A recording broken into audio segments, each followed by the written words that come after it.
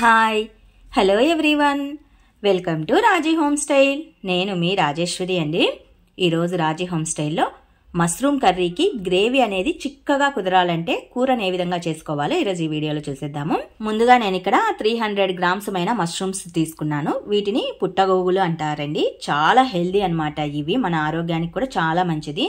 ఈ మష్రూమ్స్ కి కాస్త మట్టి అనేది ఉంటుంది. వీటిని ఒకసారి వాటర్ లో వేసేసి చక్కగా నీట్ గా గిలకరిస్తూ కడిగేసేయాలి. పైన తోల్ లాంటిది వస్తుందండి, దానిని కావాలంటే తీసేయచ్చు. లైట్ గా తీసేసి ఇక్కడ వీడియోలో చూపిస్తున్న విధంగా గిలకరిస్తూ నీట్ గా కడిగేసి ఒక ప్లేట్ లోకి వేసేసుకుని 2 లేదా 3 పీసెస్ గా కట్ చేసేసుకోవాలి. చిన్న పీసులు అయితే గనక మరీ బాగోదండి కూర. కొద్దిగా లావు పీసుగా ఉండేటట్లు కట్ చేసుకోండి, ఎందుకంటే బాయిల్ అవుతున్న కొద్దీ అది చిన్నగా అయిపోతుంది. సో కొద్దిగా లావుగా ఉండేటట్లు కట్ చేసుకోండి. ఇదో ఇక్కడ వీడియోలో చూపిస్తున్న విధంగా పైన తోల్ని కాస్త లైట్ గా తీసేసేసి 1-2 మార్లు శుభ్రంగా కడిగేసుకోవాలి. అప్పుడే కర్రీ అనేది చాలా టేస్టీతో ఉంటుంది. మష్రూమ్ కర్రీ చాలా వరకు పులుసు కూరగా చేసుకుంటూ ఉంటారు. అలా కాకుండా చిక్కగా చాలా టేస్టీగా రుచికరంగా ఏ విధంగా చేసుకోవాలో ఇప్పుడు వీడియోలో నేను చూపిస్తాను. పుట్టగోగుల్ని మరీ పెద్దగా కాకుండా మరీ చిన్న పీసెస్ గా కాకుండా ఇక్కడ వీడియోలో చూపిస్తున్న విధంగా కట్ చేసుకున్నామంటే ఈ పుట్టగోగులకి గ్రేవీ అనేది చక్కగా పడుతుంది.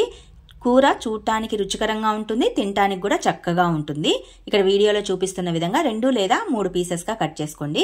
ఇలా కట్ చేసుకున్న తర్వాత ఒక గుంతపాటి గిన్నెలోకి వేసేసుకొని ఇందులో కొద్దిగా సాల్ట్, కొద్దిగా పసుపు వేసేసి చక్కగా గిలకరించేసేసి ఆ ఉప్పు పసుపు అనేది మష్రూమ్ పీసెస్ కి చక్కగా పట్టే విధంగా ఇక్కడ వీడియోలో చూపిస్తున్న విధంగా గిలకరించేసేసి ఒక 10-15 నిమిషాల పాటు మూత పెట్టేసి సైడ్ ఆఫ్ ఉంచేసేయండి. ఇలా ఉంచటం వలన కూర అనేది మంచి టేస్టీతో వస్తుంది. మష్రూమ్ కర్రీ కోసం నేను ఇక్కడ టమోటాలు, అలాగే కొద్దిగా జీడిపప్పు, అలాగే కొద్దిగా కొత్తిమీర తీసుకున్నాను. చిన్ని మిక్సీ జార్లోకి కట్ చేసిన టమాటా ముక్కల్ని, కొత్తిమీరని, అలాగే కొన్ని జీడిపప్పు పలుకుల్ని కూడా వేసేసుకుని ఫైన్ పేస్ట్ లాగా వీడియోలో చూపిస్తున్న విధంగా పేస్ట్ లాగా మిక్సీ పట్టేసుకోవాలి. స్టవ్ పైన ఒక వెడల్పాటి పాన్ పెట్టేసి కొద్దిగా ఆయిల్ యాడ్ చేసుకుని ఆయిల్ హీట్ అయిన తర్వాత నానబెట్టి ఉంచుకున్న మష్రూమ్స్ ని ఈ ఆయిల్లో వేసేసుకుని ఒక్క 5 మినిట్స్ పాటు దోరగా వేపుకోవాలండి. స్టవ్ ని మీడియం ఫ్లేమ్ లో ఉంచేసామంటే ఇవన్నీ చక్కగా వేగిపోతాయి. 5 మినిట్స్ తర్వాత చూడండి, మష్రూమ్ ని మనం స్పూన్ తో హాఫ్ చేసినప్పుడు చక్కగా హాఫ్ అయిపోవాలి. ఆ విధంగా వేపుకుంటే చాలు. మరీ ఎక్కువసేపు వేపుకోవాల్సిన అవసరం ఏమీ లేదు. మనం లైట్ గా స్పూన్ తో ఇక్కడ వీడియోలో చూపిస్తున్న విధంగా కట్ చేస్తే అవి 2 పీసెస్ అయిపోవాలి. అప్పుడు అవి చక్కగా వేగినట్లు అనమాట. ఇలా వేపుకుంటే గనక గ్రేవీ అనేది మష్రూమ్స్ కి బాగా పడుతుంది.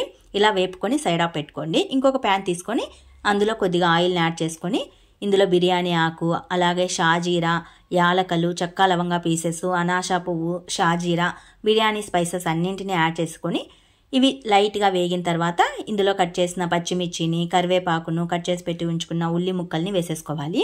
ఉల్లి ముక్కల్ని కాసింటిని ఎక్కువగానే వేసేసుకోండి. మనం పోపుకు వేసుకుంటున్నట్లు కాకుండా మసాలా కర్రీ కోసం వేసుకున్నట్లు కొద్దిగా ఎక్కువ వేసుకోవాలి.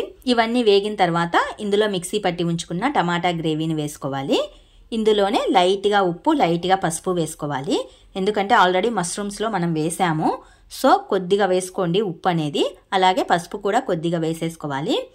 ఇందులోనే కొద్దిగా చిల్లీ పౌడర్ని, కొద్దిగా ధనియా పౌడర్ని కూడా వేసేసుకోవాలి.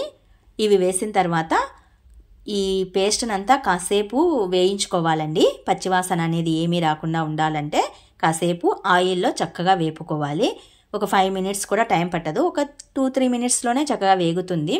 కొద్దిసేపటి తర్వాత చూడండి, ఈ గ్రేవీ నుంచి ఆయిల్ అనేది ఇలా సపరేట్ అవుతూ ఉంటుంది. ఈ స్టేజీలో ఉన్నప్పుడు మనం వేయించి పెట్టి ఉంచుకున్న పుట్టగోగుల్ని ఈ గ్రేవీకి యాడ్ చేసుకోవాలి.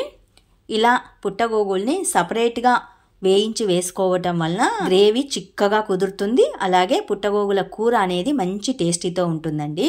ఒకసారి ఈ ప్రాసెస్ ట్రై చేయండి. టేస్ట్ అనేది సూపర్గా కుదురుతుంది.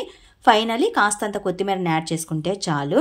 ఇంతేనండి, సింపుల్ పద్ధతిలో పుట్టగోగుల కర్రీని ప్రిపేర్ చేసుకునే పద్ధతి.